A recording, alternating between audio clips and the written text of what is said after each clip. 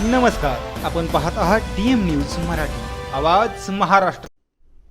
पुणे जिल्ह्यातील खानवडी येथे आज सकाळी 11:40 एक महत्त्वपूर्ण शैक्षणिक व सामाजिक कार्यक्रम पार पडला।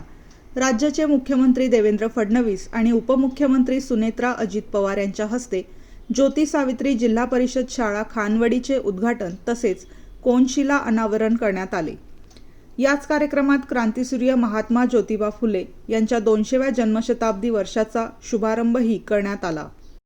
या उपक्रमामुळे ग्रामीण भागातील शिक्षणाला चालना मिळणार असून समाजसुधारक महात्मा फुले यांच्या विचारांना उजाळा देण्याचा प्रयत्न करण्यात आला।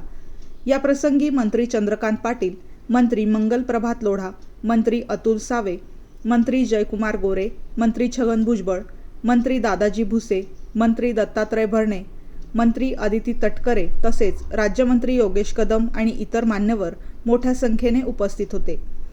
कार्यक्रमादरम्यान मान्यवरांनी ग्रामीण शिक्षणाच्या विकासासाठी शासनाच्या विविध योजनांवर भर देत विद्यार्थ्यांना अधिक चांगल्या सुविधा उपलब्ध करून देण्याचा संकल्प व्यक्त केला। महात्मा ज्योतिराव फुले यांची द्विशताब्दी साजरी करणार आहोत हे मोदी साहेबांनी जाहीर केलं, प्रधानमंत्र्यांनी हे विशेष आहे आणि त्यामुळे आज संपूर्ण हिंदुस्थानामध्ये कार्यक्रम साजरे केले जातात। लोकसभेमध्ये त्याच्या प्रांगणामध्ये असलेल्या महात्मा ज्योतिराव फुले यांच्या पुतळ्यास प्रधानमंत्री मोदी साहेब, राष्ट्रपतीजी, अनेक सगळे मंत्री, विरोधी पक्ष नेते राहुल गांधी सगळे जे आहेत आज एकत्र जमून त्यांनी महात्मा फुले यांना श्रद्धांजली अर्पण केली। एक लक्षात घ्या, महात्मा फुले ही त्यांना सरकारनं दिलेली पदवी नाही। महात्मा ही पदवी ज्योतिरावांना जनतेनं दिलेली आहे, त्यांच्या कामाचा आवाका आणि महत्त्व ओळखून।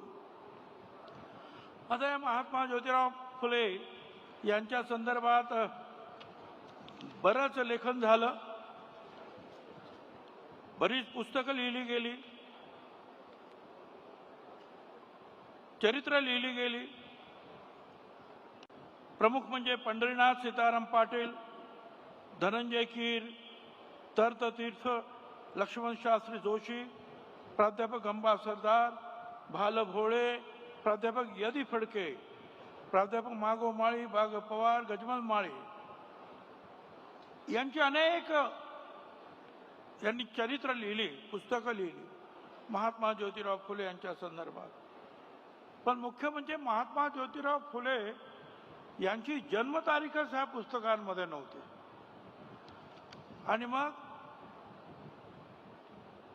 आज आपल्यामध्ये नसलेल्या हरी नरके यांनी ध्यास घेतला की जन्मतारीख कुठली आहे। त्यांनी सगळी पुस्तकं जी आहेत पाहिली, पण जन्मतारीख काही सापडेला तयार नाही।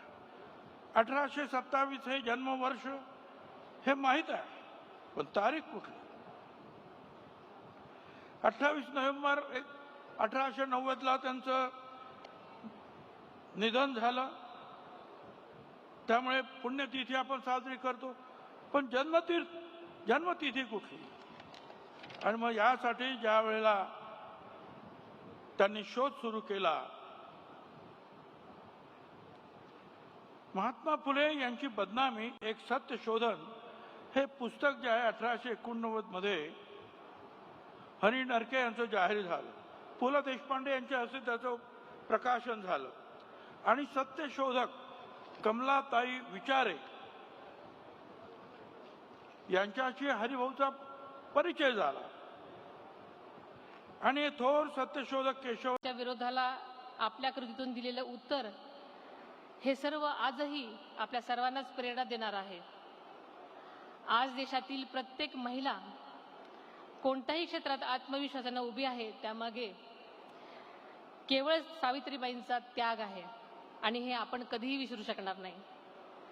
पुण्यातल्या भिडे वाड्यात देशातली पहिली मुलींची शाळा सुरू झाली आणि आज या ऐतिहासिक स्थळावर क्रांतीज्योती सावित्रीबाई आद्य मुलींची शाळा आणि भव्य स्मारक उभारण्याचं काम अत्यंत जोमानं सुरू आहे.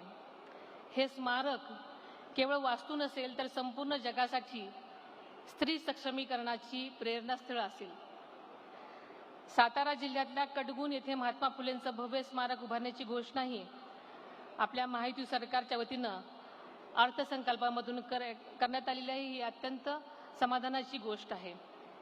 त्याचबरोबर क्रांतीज्योती सावित्रीबाईंच्या जन्मगावी नायगाव येथे 100 कोटी रुपयाचं भव्य स्मारक आणि महिला प्रशिक्षण केंद्र उभारण्याचा सरकारचा मानस आहे.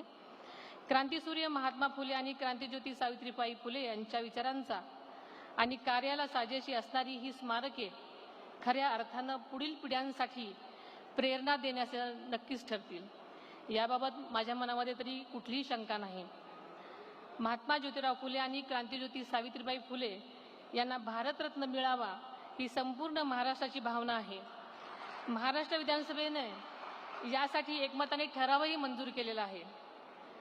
आपले सर्वांचेच लाडके मुख्यमंत्री देवेंद्र फडणवीस साहेबांच्या नेतृत्वाखाली महायुती सरकार या मागणीसाठी केंद्र सरकारकडे सातत्याने पाठपुरावा करत राहील हा विश्वास या निमित्ताने आम्ही आपल्याला देते. खानावळीच्या पवित्र भूमीमध्ये उभी राहिलेली ही ज्योती सावित्री जिल्हा परिषद शाळा ही केवळ शाळाच नाही तर फुले दाम्पत्याच्या विचारांचं घडवण्याचं काम हे महात्मा ज्योतिबा फुलेंनी केलं. एक उत्कृष्ट शेतकरी म्हणून त्यांनी शेतीमध्ये नवीन पद्धती, शेतीमध्ये नवीन प्रजाती, विशेषतः फळबागांची शेती, ऊसाची शेती, 12ही महिने शेतकऱ्याला कशा पद्धतीनं त्या ठिकाणी उत्पन्न मिळेल याचं मॉडेल हे महात्मा ज्योतिराव फुलेंनी तयार केलं. आणि शेतकऱ्यांनी बाजारपेठ कशी उभी केली पाहिजे याचंही उदाहरण हे आपल्याला महात्मा ज्योतिराव फुलेंनी त्या ठिकाणी दिलं. आणि त्याचसोबत शेतकऱ्यांवर होणारे अन्याय हे दूर करण्याच्या दृष्टीनं, जागृती करण्याच्या दृष्टीनं त्यांनी वेगवेगळ्या पद्धतीनं शेतीशी संबंधित अडचणी, शेतकऱ्यांवर लादलेले अनेक कर या प्रत्येक गोष्टीचा विरोध करत आणि त्या संदर्भातल्या उपाययोजना देखील सुचवण्याचं काम हे महात्मा ज्योतिराव फुलेंनी केलं.